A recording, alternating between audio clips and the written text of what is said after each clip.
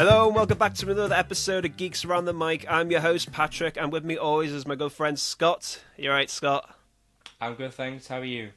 I am great. We are here to do another discussion for The Last of Us Season 2, Episode 4, which is titled Day 1, which is obviously homage to the video game, because when you arrive at Seattle with Ellie, it starts with Day 1, because everything is involved with, I think, 2 or 3 days, so every segment, there's, Day 1, Day 2, and Day 3, so now this is the name of the episode, Day 1, so I don't know if the next episode is going to be called Day 2. Maybe. It's gonna be like that. It's gonna be like that throughout the whole series. We're on day 50 now. But anyway, 57. 50. Yeah.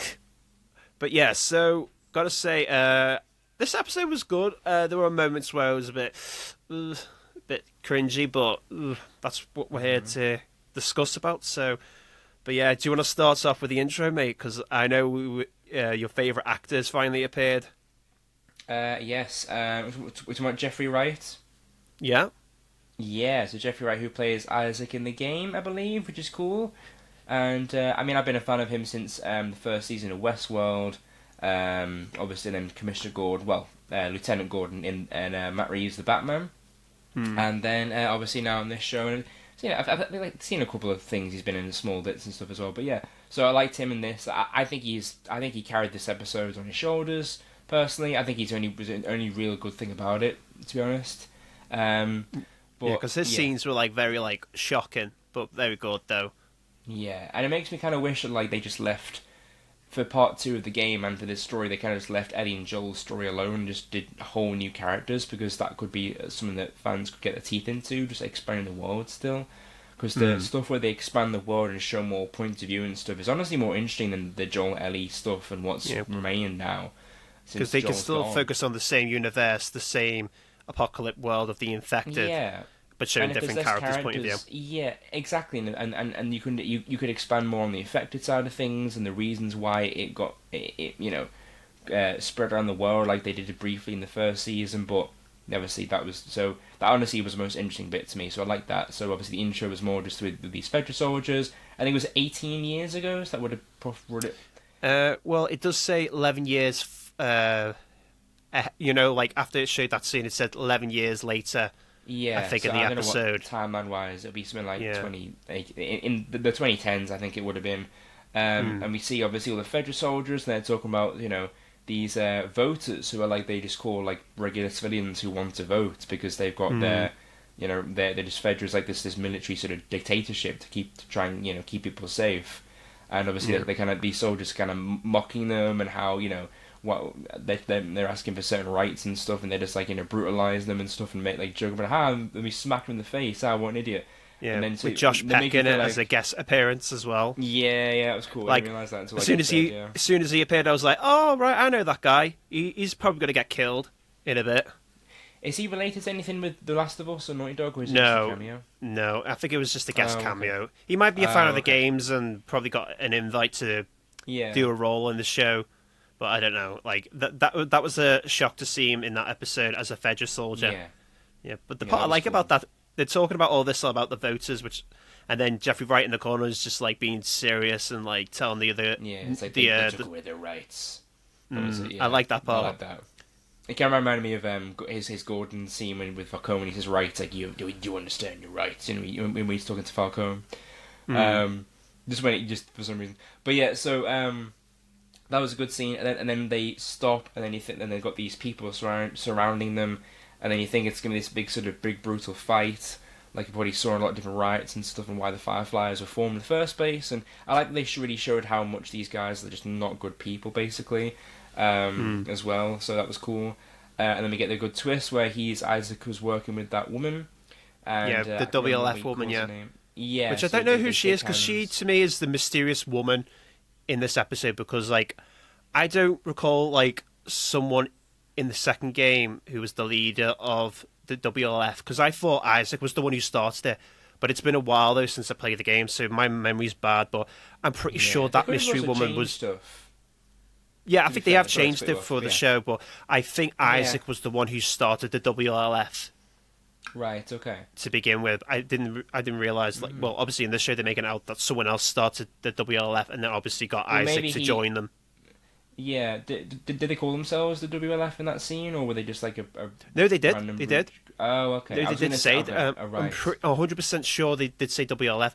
So, and because that's when the Okay. woman was like, "Welcome, welcome to the cause" or something like right, that. yeah, oh, okay. Yeah. Because I was going to say And maybe like he created the name WLF, but like he joined a group of already resistance fighters. But no, okay, I get you. Yeah, because that woman Yeah. though, because obviously for next week's episode they showed the teaser for the trailer, and she's still alive. She's still there, so she's obviously still either the leader or she's teamed up with Isaac, or unless Isaac's like Yeah, the leader with her, unless Isaac's just the second in command. I don't know. maybe. Ooh, trying to fix But my- then, but you know that lad, the one who's asking the questions, and also Isaac spared as well. Like, you need to make the choice. I was like, yeah, oh, so we obviously seen something in him. Like, this guy's not like the other Fedras. He's like more yeah, because like he was questioning why they call them voters and they do these things. Like he was like thinking, yeah, you're not quite like they've not gotten to you yet. Like I can still set up people on the right path, kind of thing. I like that idea. So I'm curious to see if they're going to have him in there maybe, like in the next few episodes. So like see how far he's come since then. He's more like one of his lieutenants maybe or something. I don't know. possibly That'd be might quite see him cool. again. You never know. Yeah, But- yeah. Since we're talking about Isaac, though, let's talk about, because he's only in for 2 scenes: the intro, and then later Yeah. on for the interrogation scene, which we see that he's Yeah, that's what you're he's gonna do captured ahead to, at one of the Seraphites, and he's Yeah. interrogating him, and Brutal. the way he scene. does it, though. Yeah, I know, because he was like You having see this his whole dick, conversation don't you? about. He's got this one, like the guy's like I know he's got his naked and full stuff, yeah. thing out. Yeah, I know. I was Full like, schlong on display. well, this is HBO, mate. Like, if you've I'm seen gonna Game of say Thrones, HBO, then Yeah. There's not often you see it, but yeah, got that, and then he's giving that speech about like sort of or monologue about like how copper sort of like heats up and stays everything. It's very, And how very is he, like, typical sort wants- of like yeah. Yeah. He's talking about like the quality of the pot, like the maker saying it's so expensive. Like, I was going to retire Yeah. and buy all these good pots, but now with Yeah, the it's very- apocalypse, it did in my favor that you could just take Yeah, them. that was cool seeing. It's very like very cliche sort of villain monologue when they're torturing someone, like talking about like how what the thing they're going to use to torture them. And did you know so and so blah blah blah? Like they give a big speech for like attacking the person or torture them and stuff. That was quite like cool. But what was interesting is like we see how he's got like the scar and the guy on his cheek, the guy, and then he sort of is more like very much like a cult. But I like that line of dialogue when they say, "You broke the peace first. Well, you broke it, and then you broke it, and well, you do this, and you do this, and so on and so forth." And it's backwards, forwards. You'd never know who did it first. Yeah, like he said, chicken and the egg thing. He actually says that as well. So it's cool to show like this idea. It's the same themes about revenge and psycho violence that obviously Ellie and Abby are going to go through, or I've gone through, with like who when does the cycle end and when did it really start, kind of thing. Because you could argue, like, because obviously Joel technically started the violence with the hospital, killings with saving Ellie all those years ago, but then now Abby got revenge, now Ellie's going to start killing people, and it's sort of like this never-ending cycle, so I like those sort of themes reflected there. That was great. Again, the best scene as well. And like I said, the brutality, like showing like when he burns his hand, and then later on the guy, like, fair play to him, he ain't scared because he's like, I'm not going to tell you what our attack is, and then he Because he left his other hand out, like saying like he was ready for the next burn. Yeah, he's like, go on, do it again. Yeah, I was like, okay, fair play. And then he just pulls the gun and just shoots him. He's like, I ain't got time for this shit. Like, I like that as well. That was cool. But so it kind of sets up Isaac as like this brutal leader, but you understand some of the reasons why he's doing it, because he wants to protect his people. But you could argue, like, maybe if they left the scars alone, they would stop too. But it's gone too far now, and it is just like, yeah, like it is cool. And we saw that too with the likes of like Henry's group in was it Pittsburgh, when they expanded upon that more. Yeah, and because with his group, and obviously that was all changed for the show, but that whole group that rebelled against the Fedra section there. But then they ended up becoming arguably worse than Fedra were, or just as bad, because they were just killing everyone still and being like a dictatorship as well. So kind of is those themes of human nature and stuff that are explored. And again, that's why I wish they just did it in a separate story, to be honest, because the Ellie and Joel stuff, or Ellie and Dina now, it's just not interesting, and it feels like they've got to do this because, well, we have to, because it's Ellie and Joel and it's their story. But you've got a more interesting story over here that you could just focus on and leave Joel and Ellie alone.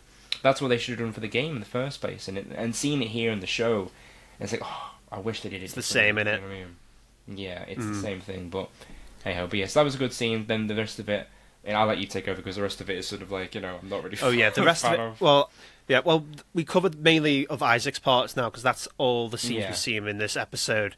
Yeah. But then we got Ellie and Dina who are arrived at Seattle day one, of course. Yeah. So and they're just scouting out the area and trying to obviously find Abby. And then they take shelter in the music shop, which is in the game as well. So we have that I'd say iconic. When I say the iconic scene, but the scene when Ellie finds the guitar and plays. But before that, Take On Me, we get but before that we get Dina just bashing the drums, which I thought was dumb. I was like, you're literally in a You're in a I know, making loud city. noises. I know. Let's just make a bunch of noise. Let's just make it. Let's make everyone know we're here. Like, okay, it was very dumb. Then that was stupid. And then Ellie plays the guitar, and then Dina comes up and then she sings "Take on Me" and not as good as Ashley Johnson, and also. I tell you what though, I thought Bella Ramsey did well though. I thought she sings really well. Yeah, well, obviously, like you said, it doesn't sound like Ashley, but no, I did like that part though. Yeah, and then Dina's watching and everything, and that was cool. And then I guess, but it was like they're trying to build up their relationship. I know they're trying to build up this relationship and get you to care about them and as a couple and start this slow burn thing. And like I said, I buy it more than the game, and I buy Dina more in this version, but. I don't know. It's a scene. You know what I mean? I'm not really bothered. But obviously the significance of the guitar is very much a thing because how Joel taught her and everything as well. Like he says, Joel, he taught her well. That's what Dina says to her. I feel like that was also kind of foreshadowing a little bit in terms of like he's taught her more than just how to play the guitar. He's taught a lot more in terms of killing and stuff because she says like he did. Kind of like what else has he taught her, which we're going to find out later, of course, and shooting and stuff. But that's good. That was a scene, but yeah. Like I said, I don't know. It was kind of it was cringy in the game. It's cringy now. That's what I'm going to say. But yeah. Well, fair point, but I kind of like that moment in the game. I thought it was really nice because it was like it was like a big part of the big Seattle intro, and all I remember is just playing that part for like a few hours, just going like because you got to go around, get gas, and then you go into these random buildings, and then that's one of those random moments like you can actually stop and do something. Like you could probably miss that part completely, but if you stumble across it, you do get that scene, which is nice though if you really put time and effort in. That's optional though, yeah. So you could probably miss that scene completely, but you just find it in the game, which I kind of enjoyed. Yeah. But then moving on to the next bit though, which is in the game, is the TV station, which is when Ellie is trying to find one of Abby's friends. But in this version, they just went to the TV station because it had the big WLF sign on top of the building. So that's the reason why they went there. The big sign in case anyone needs to know where we are and stuff. Yeah, we're right over here, guys. Come towards us. We're over here, guys. Come kill us. Yeah. If you but then we got come and get revenge if we killed your surrogate father. We're definitely not over here. But tell you what though, that part though when they walk in and then they see all the WLF soldiers hang up and obviously slit from the belly, because that was like their I'm trying to say the tradition, but not tradition. That was like the ritual for the Seraphites. They would hang them up, slit their bellies open, and leave them bleeding to death. Well. Right. Whatever, but then that's what on the scene where they're hanging. That was apparently that wasn't dummies or that was real. That was real actors. Yeah. And they tell you what, that hang there. I'd hate that though, hanging around all day. Like you got the shot, can we come down? Yeah, but I kind of like the way I liked about that scene though is like how Ellie discovers that it was actually the Seraphites because obviously in the forest in the last episode they saw the symbol on their jackets and they left the symbol on blood on the wall. Can't remember what the message was, but that's when Ellie knew, hey, it's the group that we saw in the forest. So now Ellie knows that obviously the WLF and these group are obviously in a war against one another, and then that's when the WLF soldiers come in, and then Ellie and kills one of them, and then Dina. They really want you to know that these guys are brutal and revenge because they say kill the women. Kill the children. What if there's babies? I don't care if there's babies. Shoot the babies too. We're assholes. We want to kill you all. Like that was like they really want you to know. Hey, these people aren't good. These people aren't. They're not good. It's definitely not. But it's like, wait until it's good. I mean, visually it's an awesome scene as well. Like I said, you can tell the budget's been shown here. Like it is really good with that. Visually, the show is great. Just like the game was like, visually impressive as well in part 2. As much as I have many issues with it, like visually, that's a consistent thing between the game and the show. It is really impressive. But yeah, it was a good moment though. Because it is the same in the game, because they go in the TV station and I was going to say Fedra, WLF soldiers come in, and that's when Dina and Ellie escape, and they end up in the subway, which is exactly what they do in the show as well. So they go in and then obviously crawl into the subway station and then get cornered by WLF. But then, here's the part that I really like about Dina's character, and she's shown this in episode 1, when it's all silent, and she's listening and like telling Ellie how many they are. She goes from 2 to 3, and then you can see the worry in her face. She goes 4. Yeah, that there's more than just 4, and then you see there's a swarm coming in, and I was like, "Oh my god, this is bigger than the blood it is in the game." And then you see the swarm coming in, and I was like, "Oh my god." So as someone who's played the game, did you like that section? Was it the good? Oh god, I love that section more than the game, because in the game it was great because the soldiers come in and there was infected in the other room, so you could just stay quiet and do nothing. But if you want to be sneaky and grab a little bottle to throw as a noise and lure the infected to come in the room and kill all the WLF, that's a choice. Oh, that's cool. Which I choose every time. Cool. That was a good that was a good scene though, where you could just throw a bottle and let the infected just do the job for you, and then just sneak out. Yeah. But I did like not the case in this scene. Yeah, that was cool. I like Dina's like sort of panic on her face, because there were some times I was like, it annoys me, the typical horror trope when they stop to look before running. Like, what are you doing? Just run. Don't look back. Just run. It always irritates me in films. But I kind of like Dina's realization, like, oh shit, like we're way in over our heads here. Like we are like in danger in this situation. That was her first, because I felt like when it's patrols on Jackson, when you've always got the radio to help and backup available. And so is one thing, but like here, like like hundreds of miles away, like it's a whole different story. Like you're on your own. Yeah, so I like that realization there. That was a good scene. I liked how the tension having to get through the gate, the revolving gate thing before the fence came in, and when they're on the back to though, when they have to go in the train itself and they got to go to the different compartments. I thought that scene was so intense as well, and then they're trying to open the hatch to get out. Yeah, the flares. And then obviously, the flares is a big thing from the game as well, isn't it? Like when like the flares get put there, and that's obviously a bit in the marketing. They showed the flares. Yeah, the red flares. Yeah, because that was like the scene. That was the part they used in the trailers a lot as well. That big part as well. Yeah. But you carry on with the bit when they're running to the gate and it's like jam. It's cool. Like the horror vibe is here. Like a lot, and this is partly why, of course, that this is better than the likes of The Walking Dead, is because how they run and how fast the infected are. Like it's always going to be more intense. So I did like that, and it was really cool to show like the intensity there and everything. And it kind of makes it feel like again Dina's realization that they're not like just these kids that are going on like a cool little trip. Like they actually are going heading in danger. Because that's what irritates me about their whole mindset has been so far. Their whole attitude has been just like, let's go to Seattle and kill people. Like it's been very sort of like, they're not in the same like mindset as the game version and their attitude. And this is partly why I don't dislike, but I'm struggling to buy Bella Ramsey as Ellie as much as the game, is because I feel like they don't sell it as well. I'm not really a fan of the direction they're taking Ellie in, really. But that's obviously, I'll talk about that in a sec. But I like that realization, that danger, and it was really cool. And like again, the visuals and the horror and the cinematography and how they always show these close-ups of the infected and the quick cuts and things. Like it's really like 28 Days Later kind of vibe too. Like it's really good. Like that side of it is always really impressive. So yeah, it's always entertaining. That's one thing I will say about it.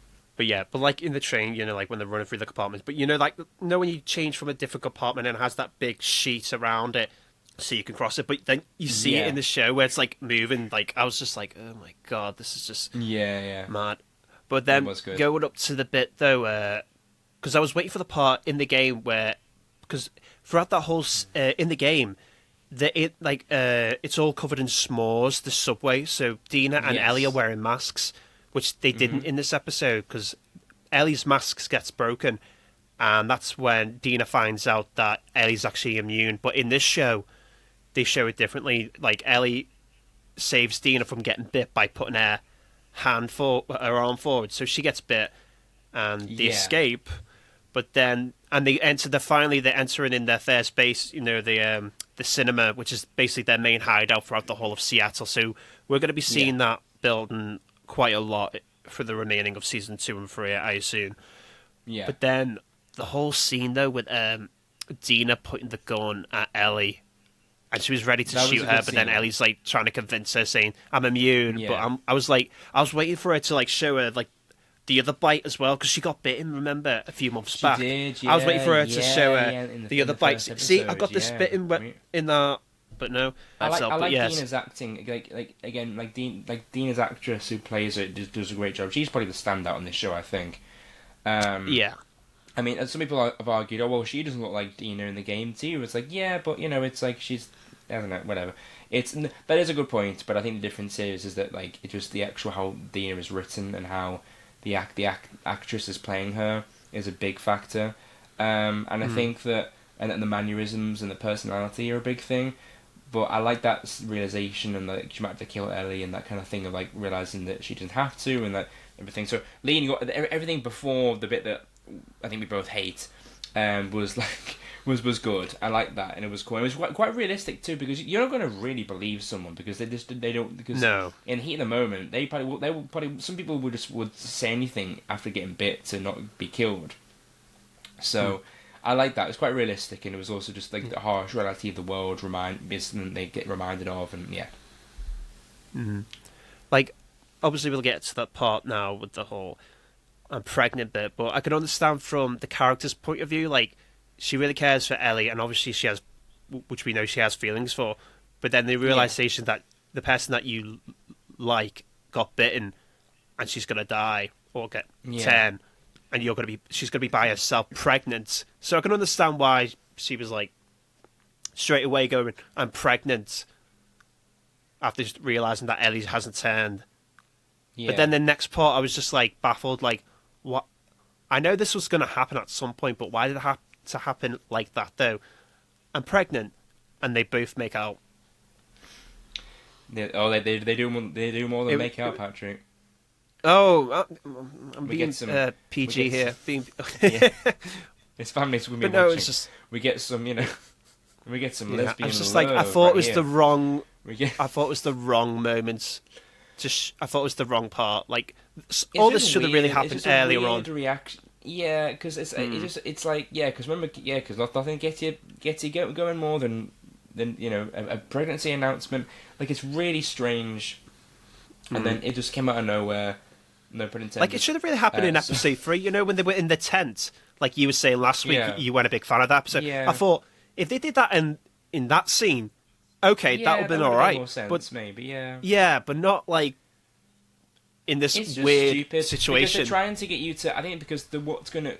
Again, without giving spoilers to the game, what's coming for those games in the future is going to be so much more bleak and everything that they're trying to get you some more levity first, I think, to put you in a sense of false insecurity, because it seems like they're going to go on this big romantic journey, revenge or whatever, and I get they're trying to build a relationship, but I think what irritates me the most is that they're not acting as if Joel was murdered in front of Ellie and she wants to kill Abby for revenge. They're not acting as if it's a revenge mission. They're acting as if more like they're trying to save somebody. There's no grief-ridden guilt that Ellie has yet. I know that might be shown more late, but like I said, we've got 3 episodes left. So I think my frustration is like, what are we going to get? What's the payoff going to be? And instead of wasting our time with these dumb scenes, and then the conversation afterwards when she says, "I'm going to be a dare," like joking, I'm like, Ellie, now is not the time. It's so stupid because like the game Ellie would not do, because in the game. I mean, I've seen the clip where, again, I've not played the game, but I've seen the clips where Ellie says that she's pregnant, and Ellie is pissed because she's like, she was not interested. No. Yeah, because well, you've come here to help me kill the person who murdered my surrogate father. Now I've got to worry about your ass being pregnant and throwing up and being there's another life in you, and she calls her a burden and all these things, and it's like, whoa, okay, but she kind of has a point. It's like, what are you doing? this is stupid. Whereas in the show, they're like, no, we'll do it together. We'll do this, you know. I say, well, okay. And it's like, okay, well, if you die, not only do you die, but the baby dies, then Jesse's baby dies. That's selfish on the name, but that's harsh on Jesse because they kind of skim through him too, as well. They're like, oh, you know, Jesse's whatever and that kind of thing. It's like he's the father of your child. What are you talking about? It's very stupid. It's very dumb, and I don't like it. And I don't really buy them. The chemistry between her and Riley in both in the show and the game in the first season and the first game was much better. I think I like Dina by herself as a character. I don't buy it here with her and Ellie in this, honestly. And this is when some of the issues with everything starts to come to fruition. My main issue really is that Ellie is not in this revenge mode because she's meant to be this like John Wick type character in the game that you play her as, and she's like, you know, murking everyone, and it's like the whole point, of course, is the theme of revenge, destroying everything around you, and why it's not, you know, you shouldn't be doing it because she destroys her relationships to get to Abby, and she pushes everyone away. I don't buy this version of Ellie doing that based on this episode. Because so far she's only killed one person. She's only killed one WLF. Yeah. And she does it in the most dumb way where I get it because she was training in the barn in episode 1, but she somehow was able to overpower this fully grown man as a 19-year-old, you know, girl that like and puts him in a headlock and then stabs her. It's like rather than just have her shoot people. Have her just, you know, be just blasting people left and right. You know, because she does it with infected, but with people. I don't understand why she has to have this big hand-to-hand combat thing that wouldn't make sense. Like this guy would not be overpowered by her. I'm sorry, like it would be silly. So this is when I'm starting to. You can tell. You can if you can't tell already. I'm starting to lose. I'm starting to lose it. Yeah, I know. I'm starting to. You know, it started off with a good few episodes, but now it's getting to the point where it's like. It's heading down in that direction now. And in the end with finding Nora. So just wrap it up. So they find Nora, don't they? Well, they think they found where Nora's going to be. So episode 5 is going to be because her name got mentioned on the radio. Yeah, so they're going to find her. They're going to interrogate her. But like, I just feel like the whole thing of the violence and stuff is going to start to. They need to start showing it because I know they're going to end on a cliffhanger before we get Abby's stuff next season, but like, most likely. But like. I don't know where it's going to go. I don't know how they're going to pay off this, and because we're going to have to wait at least another year. And it's like, you know, are fans really going to be satisfied? They start filming in the summer, don't they? Season 3. Yeah. And I think that they're going to struggle to maintain. So no, go on. I've talked enough. Yeah, I was just going to say, just to finish it up, because obviously they're on the roof and they've seen the big explosion. Then we get hit. Nora's name being mentioned on the radio, and when they were showing the whole layout of the city and the explosion, I noticed in the distance the hospital as well, which is the exact same model used in the game. So as soon as I saw the hospital, I was like, that's where Nora's going to be. And it's shown the trailer for next week, and they've done a change in the game because there's a moment in the teaser trailer they showed Ellie in a room full of all the fungus, and I think she's in the basement of the hospital, which is a big part in the game, but it's Abby's sequence though, because you get introduced to a new infected. I think it's called the Rat King. Like, I don't know if you've seen what the Rat King is. It's basically like this mutated, infected, massive monster, but it's not just one infected. It's like multiple infected combined as one, and that's like a big part for Abby's gameplay in the game. But by the looks of it, Ellie might encountered the Rat King, so they might change that unless she just misses it. But Abby is supposed to be at the hospital at the same time as Ellie in the game. I mean, that would save the rest of the season for me, to be honest. They gave us more infected, cool stuff, really. But so bring it on if that's the case. But I wonder how fans would react there. I imagine some fans would not like that change, maybe. But with the whole change with Ellie in this episode, where she's like all supporting Dina with the baby. Yeah, it's just dumb, and I mean, and this is the thing. This is where my concern is for Bella Ramsey carrying this show without Pedro Pascal. Is I can't see fans sticking with the show as much as the first season, and it wouldn't surprise me that we get a big viewer drop before we get to the end of the season. It really wouldn't, because I don't think fans are going to be that bothered. And I think for me, luckily season 3's already been renewed though. Yeah, so it's still gonna happen with season 1. Yeah, but again, that's gonna be probably Abby stuff. But the differences with the game and compared to the show is obviously the fans like yourself who played the game. you didn't have to wait a year to get Abby's point of view. You could just play it straight away. We've got to wait a whole year. Even if they end the cliffhanger with, like, let's say Abby finds Ellie and they're about to fight, we've got to wait an entire year to then get Abby's side of the story and then have the conflict. And it's like, most people might be checked out by then because they've not done a good job building it up. So, I don't know, I'm quite concerned for the future of the show. I'm concerned for, like, what's going to happen. And at this point, I'm kind of checked out, and I apologise for the big, huge rant I did, but I feel like this has been like episode 1 and 2 compared to 3 and 4 has been like, for me. Yeah, I feel the same way. Because Caitlin Dever, who's playing Abby, I feel like she's definitely going to be holding it for season 3 of the show, because people really need to like her character in order for the show to carry on. Which I'm hoping for, because I really like... Yeah, no, so I just want to say, it's not a case of Bella Ramsey being a bad actress. I want to make that very clear. I think they're a great actress. I think they do a great job I think they did a great job in season 1. I just don't buy them as the season 2 revengeful Ellie. And they're not making her that in the show yet, are they? They're not doing it so far. So it's like, what are we gonna get? Because the whole point of the themes is going to be the consequence of violence and the cycle of it. So what are we going to get? So I'm left with just more concern and a bit of dread and just kind of disinterest now for the rest of the season, to be honest. But obviously we're still going to watch it to see what happens, but, you know. Yeah. But, like, that second episode felt like the finale. Like, they could have saved that as, like, a flashback for the last episode, and I probably still would have been like, what a way to finish it. But obviously they have to do the whole flashback sequence, telling the story in random moments, which I think would have been hard to do, but that's episode 4 for us now, and we got episode 5 to look forward to next week, which is going to be interesting. And then, how many episodes we got now? We only got 3 left now. We got 3 left. What are they going to do? We got 3. we only got 3 left now. So, but I think that's all we got to say about episode 4. We gave our opinions. Some gave too much. But yeah. But again, please no death threats. That I'm going to say that every time. Please no death threats. But that's our thoughts on episode 4 of The Last of Us season 2. And if you like our discussion, then please put in the comments down below on like what you liked about the episode and parts you didn't like, and also what you think the rest of the show is going to be like as well. Like, you think it's going to go dipping down, or do you think it's going to improve as the episodes go along? But no, hopefully it improves.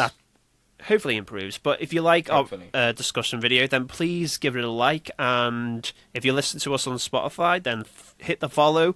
And obviously subscribe to us on YouTube as well for the video version. But that is all for us this week. But we will be back next week to review the episode 5. So look forward to that. Yeah. So just look forward to the Thunderbolts review. I think we might be coming out with at some point. Oh god, yeah. Well, we will be doing a slight video. We'll be getting we'll doing a slight video, but we'll be introducing 2 guests on the show. One past guest and also a new guest, hopefully. So if they're watching or listening, you know who you are. We're getting you on this show. We're getting you on here, bitches. Exactly. We'll force you. We'll pull you in. But anyway, thanks for watching, and we shall see you next week. So take care. See you next week, guys. Take care.